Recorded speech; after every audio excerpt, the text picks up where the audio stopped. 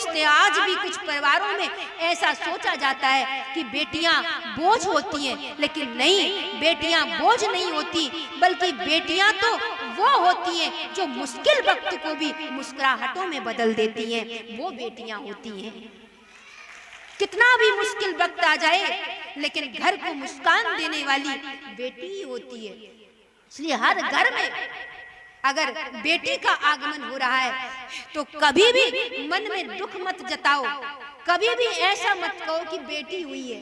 नहीं, बेटियां बड़े सौभाग्य से होती हैं। कहते हैं ना कि बेटा तो भाग्य से होता है, लेकिन बेटियां सौभाग्य से होती हैं। हर आंगन को सिर्फ बेटे की जरूरत नहीं होती, बल्कि हर आंगन को पूरा अगर करता है तो वो बेटे और बेटी दोनों हो, तभी हर आंगन पूरा होता है। आंगन को महकाने वाली भी बेटियां होती हैं। अगर बेटियां ना हो, सच बताना, जिन घर में बेटियां होती है वहां लोग ज्यादा हंसते दिखते हैं, या जिन घरों में बेटे होते हैं वहां ज्यादा हंसते दिखते हैं? जिस घर में बेटियां होती है ना, उस घर में स्वाभाविक रूप से हर चेहरा मुस्कुराता हुआ दिखता है। मैं ये नहीं कहती कि बेटे और बेटी में कोई फर्क हो, लेकिन मैं इतना अवश्य कहूंगी कि बेटियां अगर हमारे घर में होंगी तो वो बेटियों से ही हर घर है। वही बेटी तो माँ है, वही बेटी तो पत्नी है, वही बेटी तो बहन है, वही बेटी तो पुत्री है, वही बेटी तो पुत्र वधू है। बेटी के ही तो ये इतने सारे रूप हैं। और घर में अगर बेटे ही बेटे हो या घर में पुरुष ही पुरुष हो, अच्छा वो घर कैसा लगता है?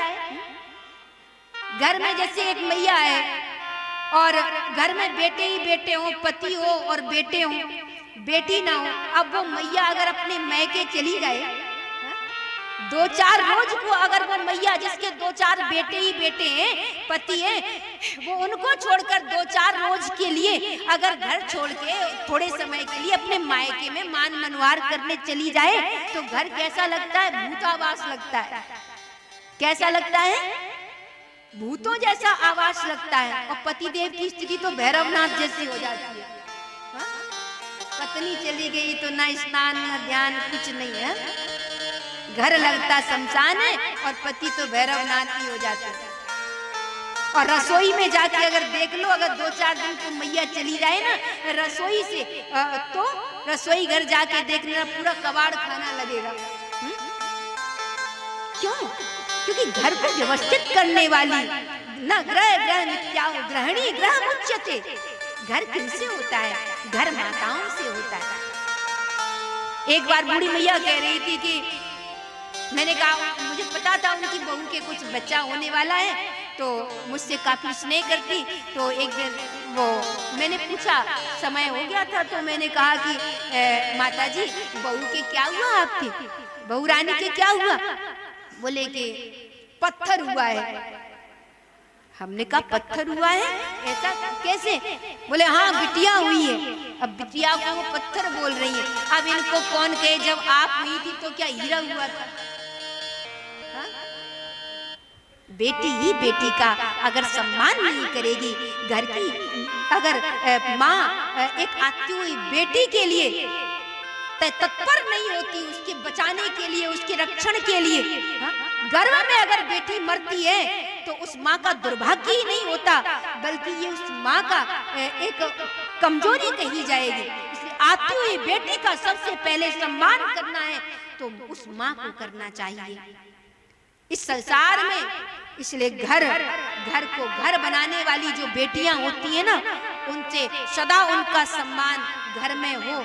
घर के जितने भी जो भी घर के सदस्य हैं वो अपने यत्र नार्यस्तु पूज्यन्ते रमन्ते तत्र देवता। इस पूजा का मतलब क्या है? इस पूजा का मतलब है तुम अपने घर में अपनी बेटी को कभी कमतर मत मानो, उसको उचित शिक्षा दिलाओ, उसको उचित, उसको सुंदर संस्कारों से युक्त करो। धन्य थे भीष्मक राजा, जिनको लगता था कि मेरे जीवन में पूर्णता नहीं है क्योंकि मेरे घर में बेटी नहीं है। अंग्रेजी में एक कहा जाता है वोमेन, यानी घर को बनाती है, जो इंग्लिश में उसको वोमेन बोलते हैं। किसी ने बड़ा सुंदर भाव दिया है कि जो W से व्हील ऑफ फैमिली, यानी जो ऐसा पहिया है जिसके बिना घर की गाड़ी चलना मुश्किल है, नामुमकिन है, ऐसा पहिया होती है एक स्त्री। व्हील ऑफ द फैमिली वो एक स्त्री होती है, एक बेटी होती है। ओशियन ऑफ द नॉलेज, सबसे पहले गुरु जो अपने बच्चे में शिक्षा डालती है वो कौन होती है? एक स्त्री ही होती है। एम मिरर ऑफ चिल्ड्रंस, अपने बच्चों के लिए दर्पण होती है माँ। यानी बच्चा अपनी माँ को जब देखता है तो उसे लगता है कि उसकी माँ उसके ही जैसी है, उसके जैसी ही माँ बन जाती है, उसके साथ छोटी बन जाती है, उसके साथ वो भी खेलती है, उसके साथ खाती है, उसके साथ उठती बैठती है। कोई क्षमता नहीं है कहाँ माँ है और कहाँ बच्चा है, लेकिन मिरर ऑफ द चिल्ड्रंस वो माँ होती है। और एड्रेस ऑफ द लव, ऐसे यानी जो प्रेम का परिचय होती है वो इस संसार में स्त्री ही होती है। ज्ञान का परिचय पुरुष हो सकता है लेकिन प्रेम का परिचय स्त्री ही होती है। एड्रेस ऑफ द लव वो वुमेन ही है, वो बेटियां ही हैं। तो धन्य है वो जिनके जीवन में ऐसा बेटियों के प्रति जो सदा ऐसा भाव रखते कि हमारे घर की बेटी को सदा सम्मान मिले, बेटी का सदा मान, वो क्योंकि उसने सदा मान सम्मान दिया है। वो बेटी जो अपने मायके को भी मान देती है, अपने ससुराल को भी सम्मान देती है। मान और सम्मान को जिसने बरकरार रखा है वो बेटी होती है। मायके से जाती जाती भी वो जब उसका विवाह होता है ससुराल जाके तो वो क्या करती है? बोले अपने सास ससुर का सम्मान करती है, अपने सास ससुर का सम्मान रखती है, अपने पति का मान सम्मान रखती है, अपनी संतानों का ध्यान रखती है और पूरे परिवार को वो अपने सेवा से वो जोड़ करके रखती है। धन्य वो बेटियां जिनको ऐसी शिक्षा मिली हो कि जो अपने संस्कारों से घर को, परिवार को, अपने सभी संबंधों को प्रेम से सहेज करके रखती है वो बेटियां। तो यत्र नार्यस्तु पूज्यन्ते रमन्ते तत्र देवता, यत्रेतास्तु न पूज्यन्ते सर्वास्त्रा फला क्रिया।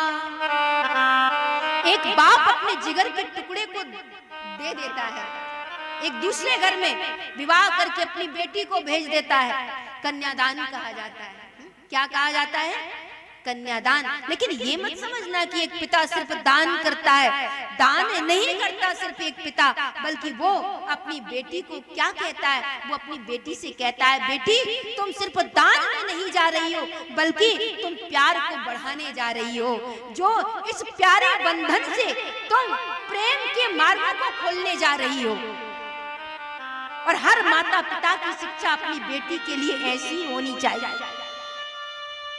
हर माता पिता को अपनी बेटियों को ऐसी शिक्षा देना चाहिए जिससे वो अपने परिवार में प्यार दे सके, अपने परिजनों प्रियजनों के सुख के लिए, उनके लिए वो अपने जीवन में प्रियता भाव को रखें। तो धन्य भारत की माताएं, धन्य वो बेटियां जो पराये घर में जाकर के भी जो पराया नहीं रहने देती उस घर को, बल्कि प्रियता से उसे पूरा मान देती।